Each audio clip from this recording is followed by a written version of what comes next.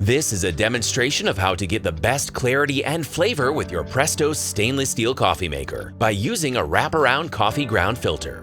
Begin by making sure the coffee maker and its parts are clean and dry. Fill the coffee maker with the desired amount of cold water. Several filters are supplied with the coffee maker, and additional filters are available in grocery stores and online. Unfold the filter and note that it has a pre-punched center hole and holes in all four corners. Insert the filter into the percolator basket by placing the center hole over the stem in the basket. Add your coffee grounds to the filter. When doing so, place a finger over the basket stem to prevent grounds from falling through. Fold in the four corners of the filter one at a time to cover the coffee grounds. Place each corner hole over the stem. Tuck excess paper into the basket. Cover the basket with the basket lid. Place the perk tube in the coffee maker perk well.